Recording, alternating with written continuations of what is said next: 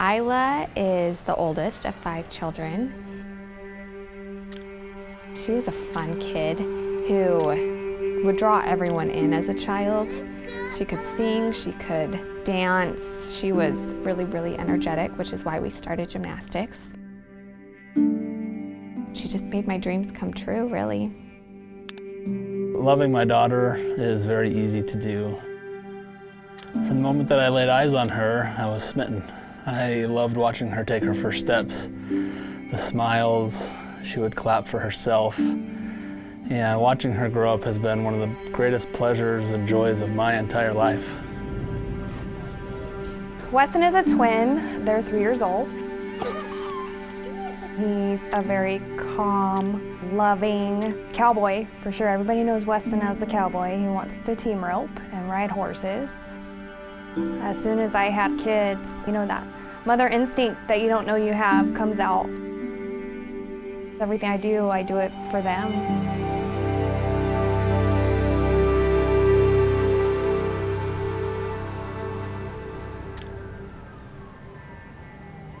10 o'clock, a cookout ends in disaster after a grill goes up in flames and a young girl is badly burned. In Isla's case, I was the attending surgeon on call when she presented to the emergency department. So I met her when she hit the door, essentially. She had large surface area burns involving all of her extremities, her torso, deep partial thickness to full thickness burns. So we were expecting a lot of 3rd-degree burns, given her mechanism, the way she appeared. Well, on November 11th, 2-year-old Westyn Tudor fell into a fire pit and sustained burns to more than 50% of his body. When Westyn came into the hospital, and he was a very sick child with some very deep burns, he had some significant full-thickness injury. We were immediately aware that his road would be a long one and that he'd have a large fight on his hands. I saw Westyn, I think it was the first day he was here, and he was in the COVID ICU at the time. The back of his head was very, very deep. His hands were burned very deep. His arms, his entire back. It's always harder to see an injured child struggling in pain. I think that requires a little bit more emotional work to find the headspace to remain objective and do our job. But on the other hand, children heal magically often, and they're the most resilient of humans. I love you forever, even if I don't make it through. I'll keep an eye on you and the others. At the first hospital, they thought Isla suffered 20% of her body. And then as the days went on, that percentage moved to 46% of her body. And then you're quickly learning how bad of the situation you're in is. We were told that it could be up to 10 months, and we were just devastated. We thought that we had ruined our daughter's life, and as a man and as a father and a protector who had failed to protect her, I had a great sense of guilt, and I wanted to be by her side the whole time.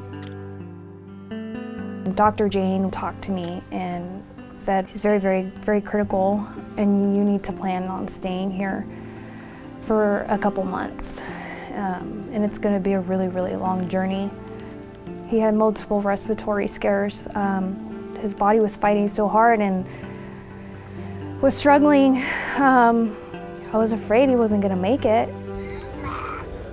In both the case of Westyn and Isla, a lot of effort went in and a lot of care was taken by all of the people that work at the burn center. I think one of the most rewarding things sitting in my chair is I can really sit back and just watch these young people evolve as they were intended to. Isla, against all odds, was able to have pretty much the best case scenario for everything under a month, and we got out of the hospital.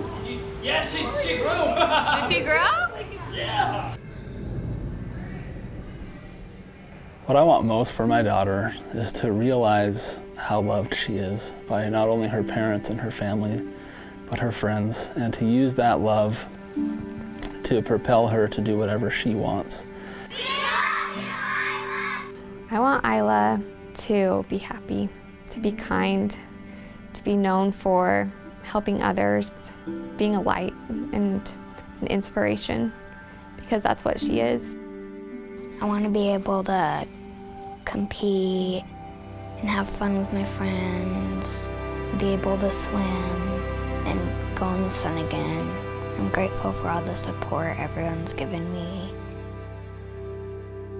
We have a happy ending tonight for this 3-year-old boy from Yuma. He's finally heading home after spending nearly 4 months at the Valleywise Arizona Burn Center with severe burns across his body. Cool. Should we test your fingers? I just want Westyn to know that just because he had an accident doesn't mean he can't accomplish any of his goals or his dreams or his desires. Let me see. Nice job. Nice work. You know, he's not going to be on his own, and he's got, you know, his family to support him and Valleywise to support him, and, you know, I'm going to make sure that he's got all the love and support, and we're going to get through this.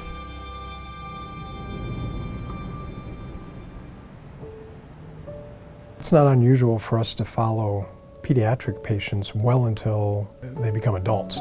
We're trying to facilitate that process and make that process better. Continue to do really outstanding acute care, but then as we transition patients out into the world, back to home, back to school, back to their families and their friends, we want to get kids back to being the kids that they were before they got burned as quickly as possible. And we're really taking a holistic view of this and treating the entire patient, the entire family, the entire community in which these kids live and function, and trying to maximize their outcomes.